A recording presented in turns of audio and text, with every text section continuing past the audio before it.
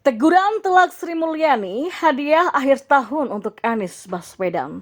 Nah, ketika misalnya dialokasikan anggaran 53 miliar, lalu komponen-komponen harus diisi.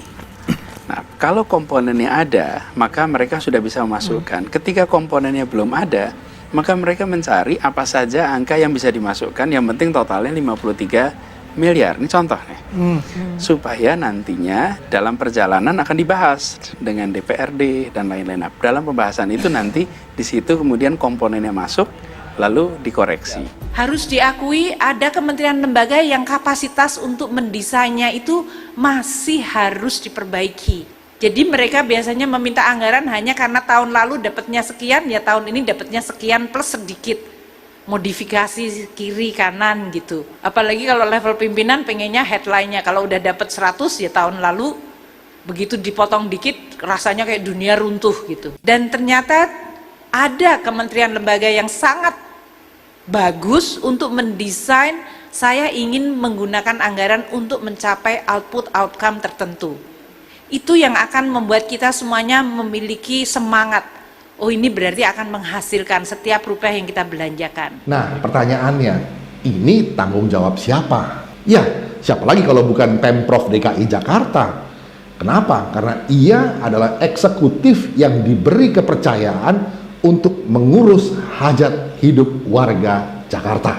Itu. Sayangnya, saat ini Pemprov DKI sedang raib, tak berbekas. The power of emak-emak kembali muncul di akhir tahun ini. Yang jadi korbannya kali ini adalah Anies Baswedan, sang mantan Gubernur DKI Jakarta. Dalam acara Musrenbak DKI Jakarta di Balai Kota Jakarta pada Rabu 27 Desember, Menteri Keuangan Sri Mulyani Indrawati mengingatkan pemerintah Provinsi DKI Jakarta untuk lebih rasional dalam mengalokasikan anggaran belanja pegawai, salah satunya adalah perjalanan dinas. Ucapan Sri Mulyani ini untuk mengkritisi perjalanan dinas PNS DKI Jakarta yang dianggarkan oleh Anies 3 kali lipat lebih tinggi dari apa yang ditetapkan oleh pemerintah pusat. Satuan biaya uang harian perjalanan dinas di DKI itu sama pusat hampir 3 kali lipatnya.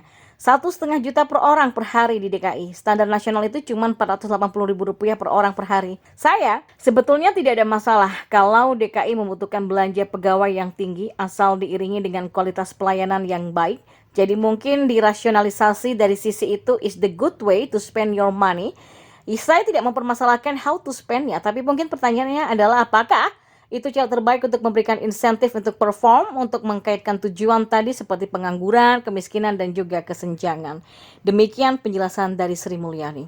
Jujur, saya pribadi sangat malu dengan kejadian semacam ini. Pak Anies sejak awal sudah mendapatkan sorotan tentang masalah keuangan, mulai dari anggaran TGUPP yang jumlahnya melonjak naik dengan sangat fantastis dari 2,35 M menjadi 28,99 M ya, hampir 30 miliar. Dan sekarang Anies mendapatkan teguran dari Sri Mulyani sehubungan dengan belanja pegawai DKI Jakarta yang dialokasikan sebesar 36,2% dari total APBD. 3 kali lebih tinggi dari ketentuan yang ada. Sri Mulyani menganggap ini semua sudah tidak rasional lagi. Ayolah, realistis semuanya. Ini niatnya apa kalau bukan pesta pora bancaan duit rakyat? Masih tegakah kalian berkata tak apa asal seiman? Astaga naga. Tanpa bermaksud menghina atau menyinggung siapapun juga. Iman macam apakah yang seperti itu? Tuhan sendiri pasti sedih lah dan malu ya melihat keimanan padanya dipermainkan dengan cara yang tidak benar seperti ini. Sri Mulyani juga mengingatkan Anies Sandi terkait dengan program yang akan dijalankan waktu itu. Katanya DKI punya 207 program, saya nggak tahu Pak Anies dan Pak Sandi bisa tracking nggak 207 program itu, tapi dari 207 program itu terjemahannya menjadi 6.287 kegiatan. Jadi mungkin perlu rasionalisasi dan fokus sehingga rakyat tahu kalau 6.000 kan susah tracking. Rakyat nggak tahu mana program yang harus saya monitor, sehingga dari sisi akuntabilitas juga sulit. Dari sini saja kalau kita mau peka, tersirat Bu Sri Mulyani sudah menduga bahwa pasangan Anies Sandi waktu itu tidak tahu program-program apa yang harus mereka kerjakan sebagai jawaban atas kebutuhan masyarakat DKI. Di mata Bu Sri, Anies Sandi biasanya hanya menghabiskan uang APBD secara maksimal dengan hasil yang sangat minim. Jadi apa-apaan ini, uang rakyat dipermainkan seperti ini. Jadi ya sudah sepantasnya lah yang seiman justru malu dengan keadaan yang semacam ini. Itu uang rakyat loh, uang rakyat dipermainkan seperti itu kok malah bangga. Itu aturannya dari mana? Bawa-bawa keimanan pula.